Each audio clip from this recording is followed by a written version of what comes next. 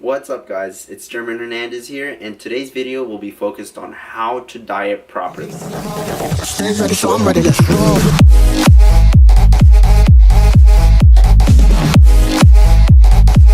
I'm not gonna lie to you guys, dieting is hard, but doesn't mean it's impossible. Here are the main points that I'll be going over throughout the video. First off, what to eat on a diet. Second off, cardio and how much of it you need to do. Third, how much to eat. Fourth, when to eat. And lastly will be how to keep sanity while on a diet. To start it off, what to eat on a diet. You need to choose a diet that is high in grains, fruits, vegetables, and proteins. So these are broken down into macros, meaning carbohydrates, proteins, and fats. So the first, carbohydrates, are the main source of energy in your body. Bad carbs in a diet include bread, rice, pasta, breakfast cereal, and potatoes. Instead, we can replace them with vegetables. Vegetables are a great option to replace carbohydrates. You can replace them with some vegetables such as lettuce, zucchini, mixed greens, and I know that vegetables might not taste as well as we'd like, but if you can get enough of them in your system, they will fill you up in the end, and you might not feel satisfied, but your stomach will be full. So it'll help with your dieting. And the good carbohydrates that we can consume, they are fruits, vegetables, and whole grain fibers. Next up are fats, and there's two types of fats that I will go into. There is saturated fats and unsaturated fats. So saturated fats are the bad fats that we want to stay away from.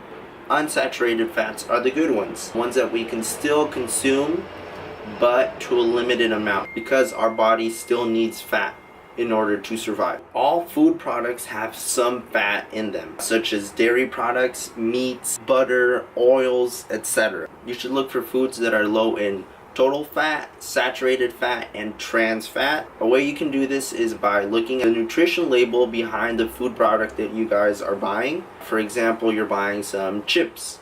You can just look in the back. It'll state sodium, which is salt, how many grams it has, how much protein it might have in there, how many carbs you will be consuming with that product, how much fat, how much unsaturated fat, how much trans fat, and etc. So I could go on and on about the nutrition label, but just keep in mind you want to keep those numbers of fats low, carbohydrates, sugars as well. You should limit your consumption of high fat foods, processed foods, fried foods, sweet stuff, and I know they are hard to let go of and not eat throughout the day, but it's just a sacrifice that we have to be willing to give up. Next up is proteins. These are large chains of amino acids that are linked together. You should choose protein sources that are low in saturated fat but rich in nutrients. For example, you can eat eggs, you can eat chicken breast, you can eat steak, you can eat tuna, and something you might not know, Greek yogurt. Greek yogurt is a great source of protein that we might not even think of. Now, cardio and how much of it you need to do. So it all depends on what your goals are. For the most part, I do recommend doing cardio for at least 3 times a week. That way your cardiovascular system is up to date and you're not running out of breath after just one flight of stairs. The more cardio you do, the more fat you will lose. So it all depends, like I said earlier, on your goals. If you're trying to lose weight in a very short amount of time, cardio is going to be an essential element. Or if you have more time to reach that desired goal, then cardio is still needed, but not as much as you would if you're trying to lose weight at a much faster rate. My third point would be how much to eat. In order to know how much you need to eat to be in a calorie deficit and be losing weight at the same time, you need to know the amount of calories, protein, and nutrients, vitamins, all that you need to have on a daily basis. A great way of doing this is by downloading an app, and this is not an advertisement, this is my own advice, and from my personal experience I use the own app as well. It's called Under Armour MyFitnessPal, and it's a great app. There is a premium version, but I don't use that. I use a basic free version, and it lists out how many calories you need to eat on a daily basis. For you to be in a calorie deficit, it states how much protein you have consumed, how many carbs you have consumed, how many fats you have left to eat, and so on. This is a great app that helps you out with your diet. Another great way of knowing how many calories you need to consume in order to lose weight is through the Bodybuilding Calorie Intake Calculator. So I'll go ahead and put the link down below. Go ahead and click on that. That'll take you directly to their page. It'll ask you a few questions about you, your age, your height, how active you are, and what your goals are. So depending on what you put there, it'll give you a certain number, and try to stay consistent with that number and you will see results. Now to my fourth point, when to eat. So there are different options for this. The most basic is what normal people do, is eating 3 times a day. And let's say, for example, you have a calorie intake of 2,100 calories. So you can split that up into 3 meals.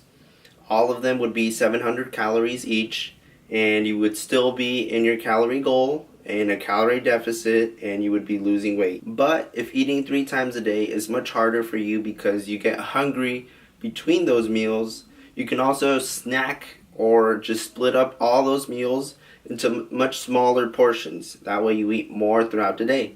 So that would mean maybe doing 6 meals a day. That way you're constantly eating, but you're not eating huge portions. Let's say you have a calorie intake of 2,400 calories and you have 6 meals. You can split them all up so that way you have 400 calories in each meal and you would still be in your calorie range. So it all depends on what you can adapt to and how hungry you get, especially how disciplined you are with eating. Finally, how to keep sanity while on a diet. And this should be a little bit more straightforward. So how this works is having a cheat meal, or some people go the other route and go the cheat day. But just don't get too carried away. Another approach of having cheat meals could be maybe consuming granola bars, trail mix, fruit. Fruit is a very good snack that you can have as a cheat meal because it does have natural sugar in it, and hopefully it can satisfy your sweet tooth or just a craving for a cheat meal. If not, you can also drink water. That'll fill you up easily. What I do to forget about food or just want to have a cheat meal is drink a lot of water and eat a whole bunch of mixed greens. That was it for this video. Hopefully you guys enjoyed it. Please go ahead and follow my Instagram page and subscribe to my channel. There will be an extra video because I did fall behind on the last 2 weeks and I did not get to upload any videos. I was pretty busy. One of my relatives from Mexico came over and visited, and we were just running around all day and I had no time to record or edit. So please forgive me for that, but I will get back on track. If you have any questions, please go ahead and leave them down on the comment section. And this is German Hernandez out.